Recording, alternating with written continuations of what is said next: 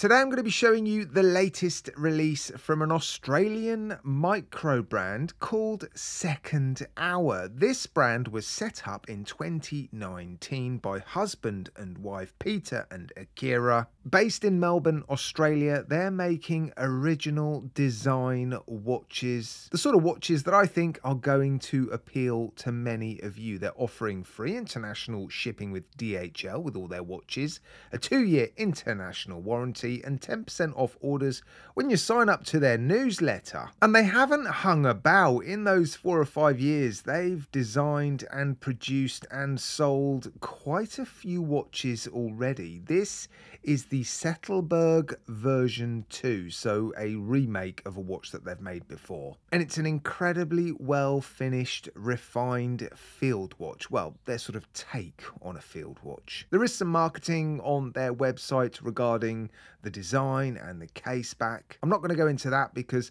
I think if you like this watch, you're going to head over to their website. There is a link in my video description. Again, you will have seen the includes paid promotion icon in the top left hand corner at the start of the video. If you want to know what that means for this particular video, head down to the video description. You'll also see a link to their website. It's not an affiliate link, it's just going to take you over there. And yeah, if you're interested in the sort of marketing aspect of this watch, they've got lots of detail on their website. But now I'm going to share with you my first impressions from when I unboxed it. And my first impressions were good. I wasn't expecting it to be this well made. The finishing does seem to be very, very nice. That was obvious from the start. It seems overly, well, not overly refined. It just seems very refined. What do I mean by that? Well, I'm not just saying it's well finished. When I say a watch is refined, what I'm saying is it's like they've gone back to it many, many times and just tweaked and changed little aspects here, added little touches, little polished accents. It feels like they've spent quite a lot of time on the finer details, getting them just right. Gorgeous colours as well. They've sent me a couple of watches to show you in this video. Lots of light play.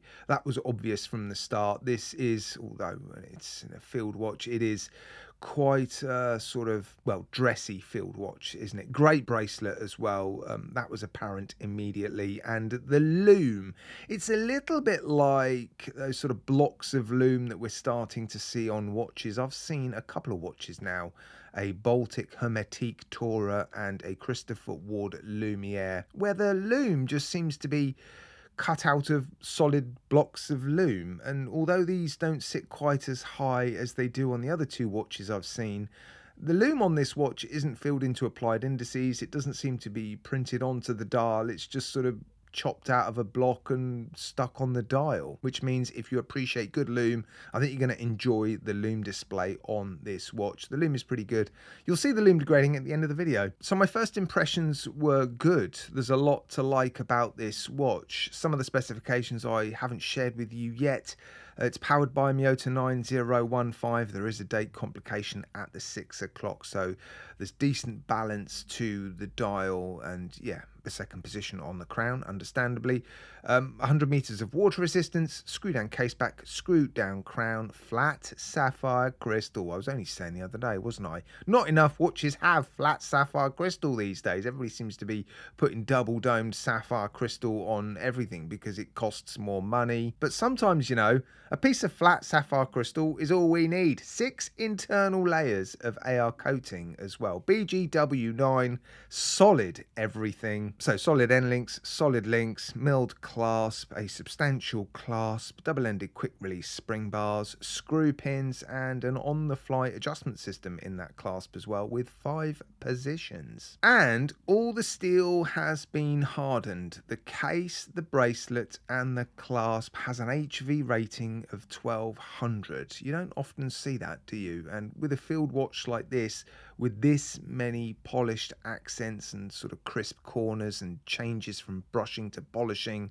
I think that's a really good decision. So what's all this uber refined field watch goodness going to cost you? Well, on their website you'll see their prices are in Australian dollars. That's not US dollars. It does equate to 566 US dollars though. It's 870 Australian dollars. That's roughly 445 British pounds, 530 €26. You can also top up your order or add to your order a very nice leather strap. They've sent me a couple of leather straps to show you. They are extra. They don't come with the watch. You do get a tool to adjust the bracelet, and the packaging is simple but effective. Now, because I didn't handle the first Settelberg, I can't run through what they've changed for this particular watch, but what I can say is it does feel like a very nicely made, nicely finished field watch. I think it looks great as well. The finishing on the case is incredible. Great proportions, great balance to this watch. 7 links in that bracelet. I'm not wild about bracelets like this that have, let's say, more than 5 links, but there's no denying it's eye-catching, isn't it? If you like this style of bracelet,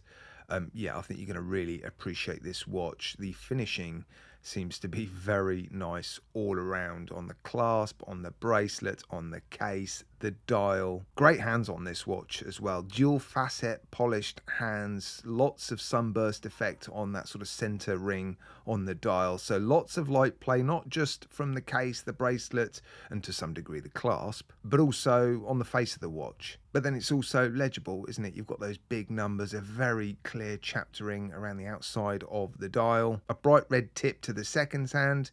Yeah, I think they've done a good job. And looking at their website, they've got some great looking watches, some beautiful dials. They clearly put a lot of time and effort, not into refining the steel finishing and all that sort of stuff, but their dials. And I've said it many, many times, 2024 seems to be the year that smaller brands like this venture into producing more complex and more expensive, more beautiful dials. So yeah, if this one doesn't tickle your fancy, maybe head over to their website, have a look at what else they're offering. And yeah, this is definitely a brand I think we should be following and supporting, a small micro brand from Australia, yeah, that's turning their dream into a reality. So congratulations to Peter and Akira.